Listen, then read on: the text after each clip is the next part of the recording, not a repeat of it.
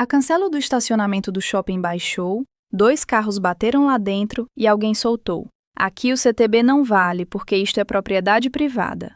A frase parece segura, até você abrir as primeiras páginas do código.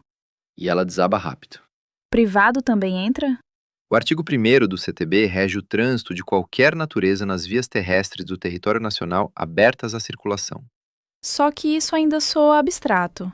Então abre um painel de operações na cabeça. Antes de perguntar quem multa ou quem patrulha, você precisa enxergar 3 camadas: onde o código alcança, quem integra a rede nacional e qual peça dessa rede cria regra, executa, fiscaliza ou julga.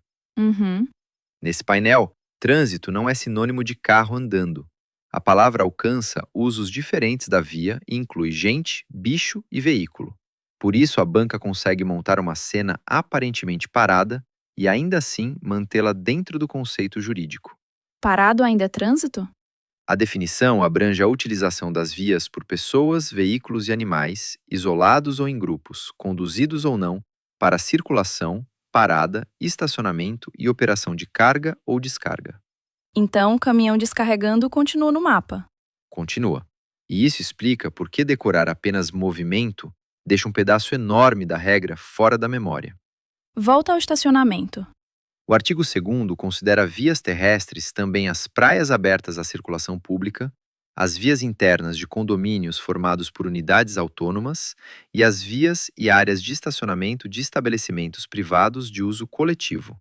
Ou seja, a placa de propriedade privada não apaga automaticamente o CTB. O filtro é o tipo de espaço que a própria lei equipara à via terrestre, como o estacionamento coletivo da Sena, não uma intuição sobre quem é dono do chão. Certo. E aí o painel ganha borda. Rua, estrada e rodovia são um caso óbvio. Praia aberta, condomínio de unidades autônomas e estacionamento privado de uso coletivo são as bordas que a banca tenta apagar para transformar alcance legal em pegadinha. As disposições do CTB aplicam-se a qualquer veículo, aos proprietários, aos condutores de veículos nacionais ou estrangeiros e às demais pessoas expressamente mencionadas no Código. Nacional ou estrangeiro. E os conceitos e definições usados pelo Código estão no anexo 1º. Quando a questão inventar significado intuitivo para acostamento, parada, estacionamento ou operação de carga, é ali que a precisão precisa ser conferida. Tá, território delimitado. Mas delimitar o território não resolve tudo. A frase mais importante dessas disposições transforma trânsito seguro em dever estatal, sem prometer resultado mágico. Você ainda precisa localizar a competência do órgão, o dano e o vínculo com a atuação que falhou. Qual é a frase?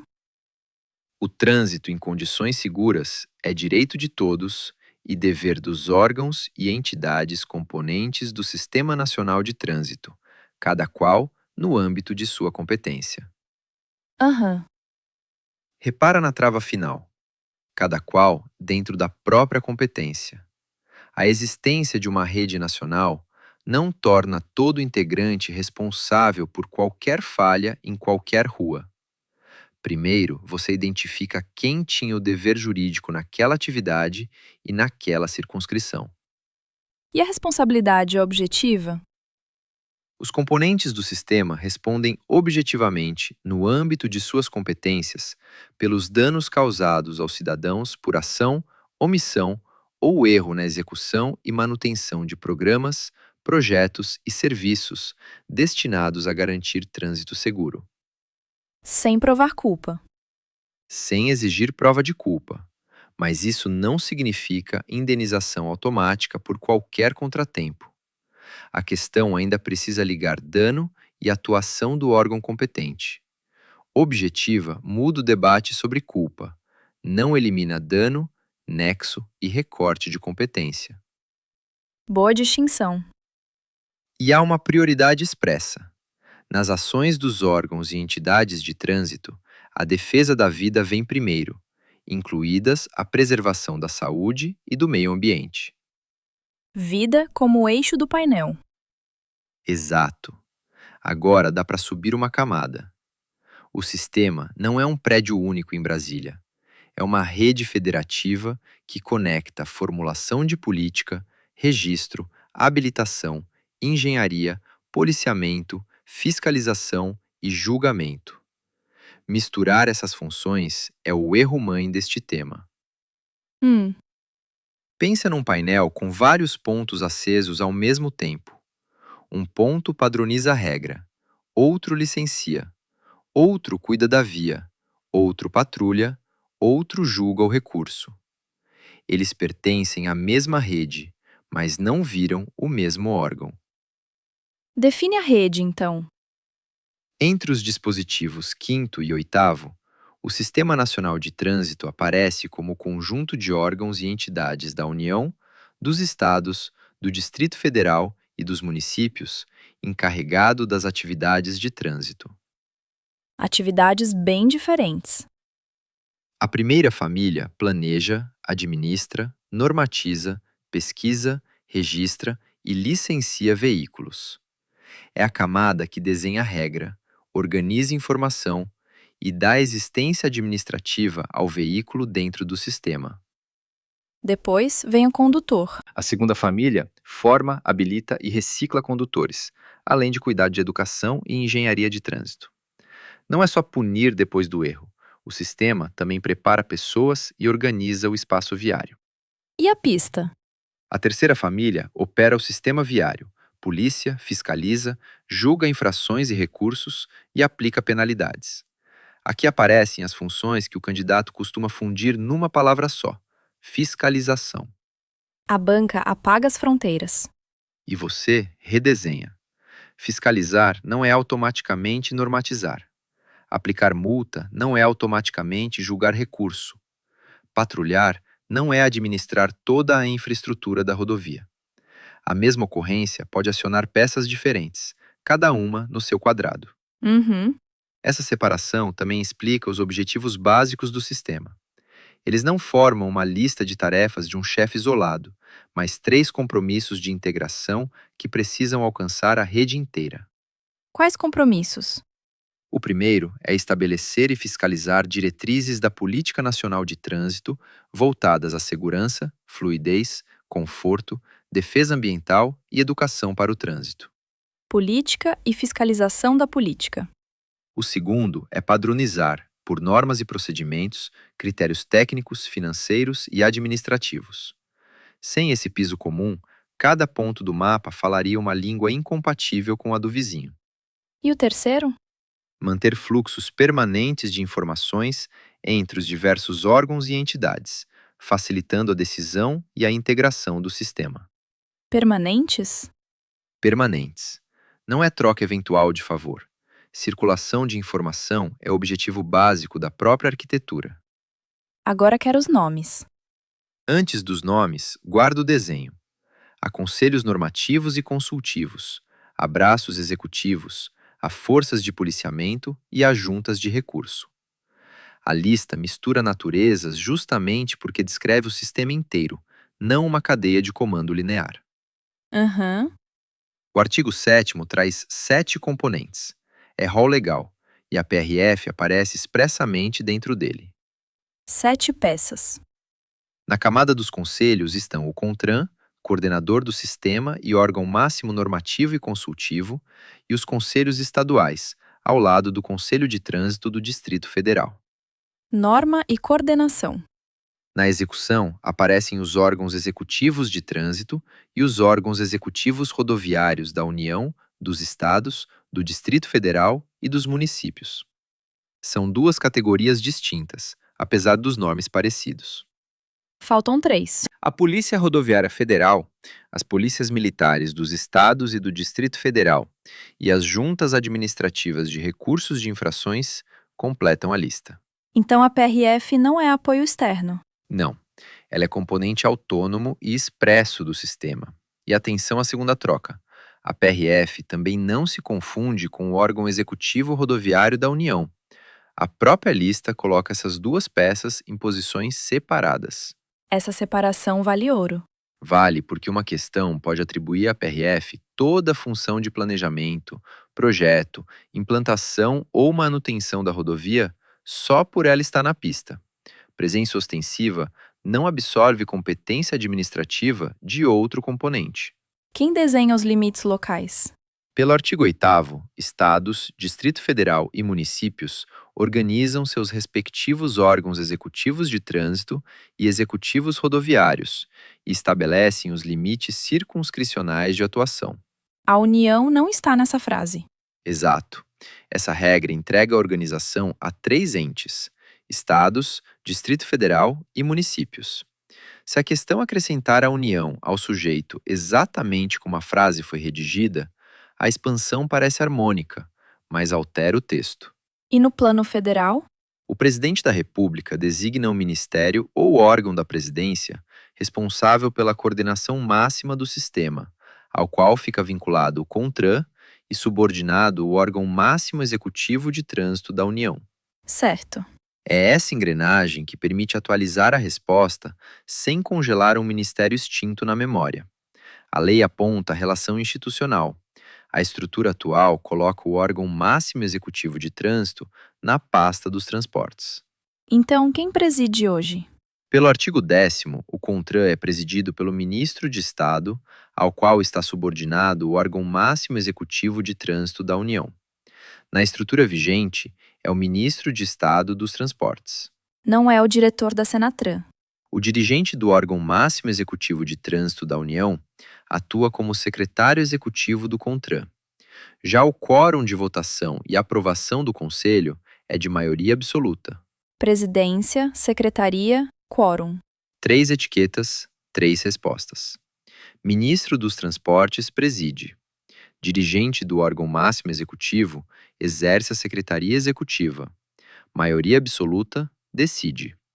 Juntar presidência e secretaria na mesma autoridade fabrica um item errado com palavras verdadeiras.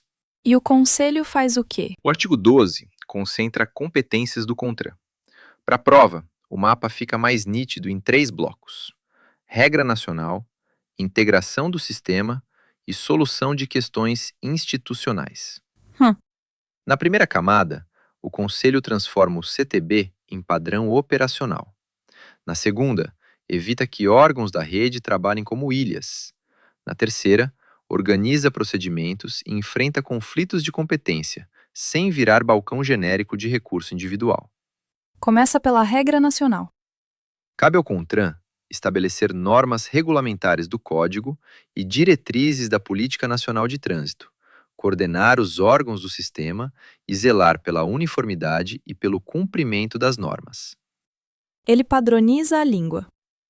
Também normatiza procedimentos de enquadramento, fiscalização, aplicação de medidas administrativas e penalidades, arrecadação de multas e repasse dos valores arrecadados.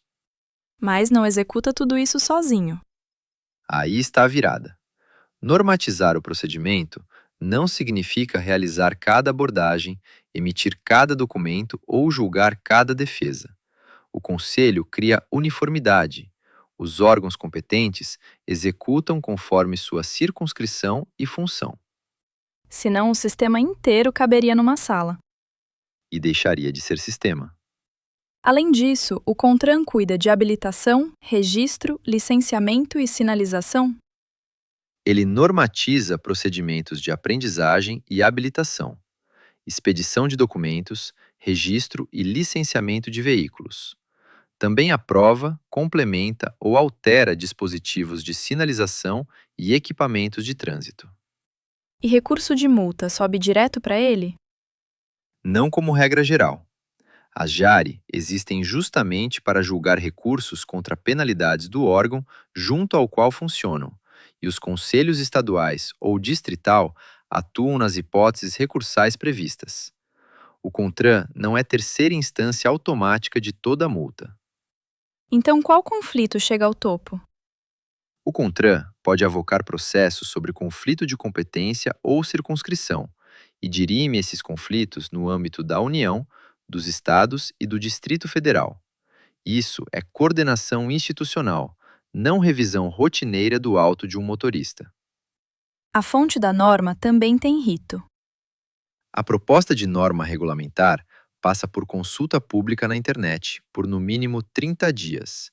Encerrada a consulta, as contribuições ficam disponíveis ao público por 2 anos. Transparência antes e depois. Antes, abre espaço para a participação, depois, preserva o rastro do debate. É uma boa imagem do sistema como fluxo permanente de informação.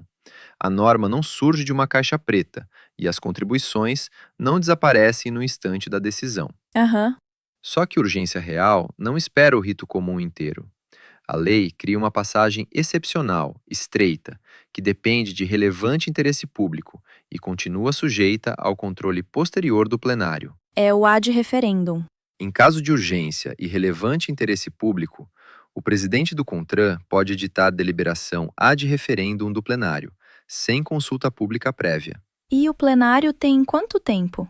Se não for aprovada pelo plenário em 120 dias, a deliberação perde eficácia, mas os efeitos já produzidos são mantidos. A mesma deliberação não pode ser reeditada. Exceção controlada. Isso. A passagem emergencial dispensa a consulta, não dispensa o relógio, nem autoriza a repetição eterna. A banca costuma preservar a urgência e mexer justamente no prazo, ou apagar a manutenção dos efeitos anteriores. Você aí, qual é o prazo? 120 dias. Agora desce do conselho para a pista. E sem perder o painel. A PRF não recebe uma delegação informal do CONTRAN para existir. Ela já integra a lista legal e possui um conjunto próprio de competências nas rodovias e estradas federais. Boa. É aqui que a divisão de funções fica concreta. O Conselho uniformiza a regra nacional. A PRF atua no campo federal dentro das atribuições que o Código lhe entrega. Coordenação não apaga a autonomia funcional. Qual é a âncora legal? O artigo 20 atribui competências à Polícia Rodoviária Federal no âmbito das rodovias e estradas federais. Começa pelo núcleo. A PRF cumpre e faz cumprir a legislação de trânsito e realiza patrulhamento ostensivo ligado à segurança pública, para preservar a ordem, a integridade das pessoas e os patrimônios da União e de terceiros. Patrulhar e fiscalizar são iguais? Não. Patrulhamento ostensivo tem dimensão de segurança pública. Fiscalização de trânsito permite autuar, notificar e aplicar as consequências administrativas previstas. Elas conversam na mesma ocorrência, mas a lei descreve funções diferentes. E na fiscalização? A PRF executa fiscalização, aplica advertência por escrito, multa e medidas administrativas cabíveis, notifica infratores e arrecada as multas que aplica, além de valores ligados à estadia, remoção e escolta. A multa não vem de órgão estadual. Não quando a competência é da PRF na rodovia federal. E o verbo arrecadar importa tanto quanto aplicar. A banca pode admitir a autuação e deslocar a arrecadação para outro componente. O trabalho termina no alto? Longe disso. A polícia levanta locais de sinistros e os serviços de atendimento, socorro e salvamento de vítimas, credencia serviços de escolta e atua na segurança de remoção, escolta e transporte de cargo indivisível. Tem engenharia aí? Tem informação operacional, não absorção do órgão rodoviário. A PRF coleta estatísticas, estuda causas de sinistros, adota ou indica medidas preventivas e encaminha os estudos ao órgão rodoviário federal. O encaminhamento mostra que são peças distintas. Também há tarefas que raramente aparecem na imagem simplificada da Blitz. A PRF promove educação, integra-se à rede, fiscaliza poluentes e ruído e realiza perícia administrativa em locais de sinistros.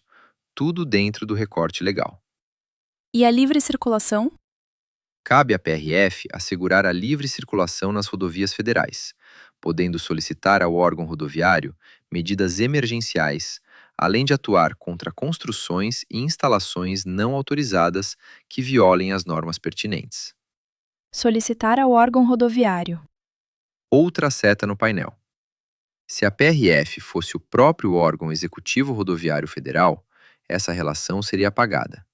O Código preserva a cooperação sem fundir identidades.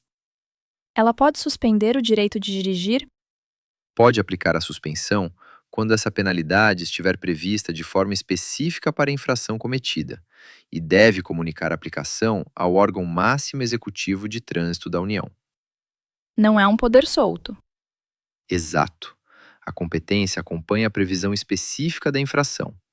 Esse detalhe prepara a última correção, porque uma questão sobre toxicológico pode tentar antecipar suspensão onde a redação atual não colocou. Chegou o toxicológico.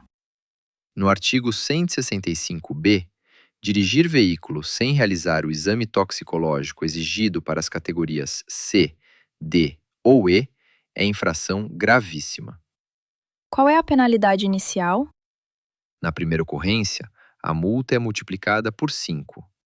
Em caso de reincidência no período de até 12 meses, a multa passa a 10 vezes e vem acompanhada de suspensão do direito de dirigir. Suspensão só na reincidência. Na hipótese do exame periódico, a infração se configura quando o condutor dirige o veículo após o 30º dia do vencimento do prazo para realizar o exame. Então a fórmula atual fica limpa. Dirigir depois da tolerância, primeira ocorrência com multa 5 vezes, reincidência em até 12 meses, multa 10 vezes e suspensão. Antecipar a suspensão para a primeira vez recria uma redação que não vale. Certo. Vamos fechar o painel com 5 itens. Você marca antes de ouvir o gabarito, sem procurar palavra bonita. Identifica alcance, componente e competência. Primeiro, áreas de estacionamento de estabelecimentos privados de uso coletivo são consideradas vias terrestres para efeito do CTB. Certo ou errado? Certo. A propriedade privada não exclui a equiparação legal quando o uso é coletivo. Segundo, a PRF não integra formalmente o Sistema Nacional de Trânsito e atua apenas como apoio externo. Errado. A Polícia Rodoviária Federal é componente expresso do sistema e possui competências próprias. Terceiro, o dirigente da Senatran preside o CONTRAN porque exerce sua secretaria executiva. Segura a troca de cargos. Errado. Na estrutura vigente, o ministro dos Transportes preside. O dirigente do órgão máximo executivo atua como secretário executivo.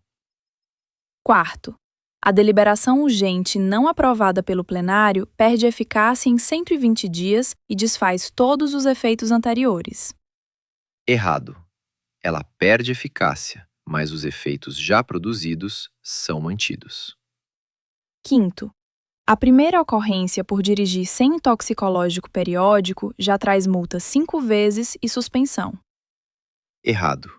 Na primeira ocorrência, a multa 5 vezes, suspensão e multa 10 vezes aparecem na reincidência em até 12 meses.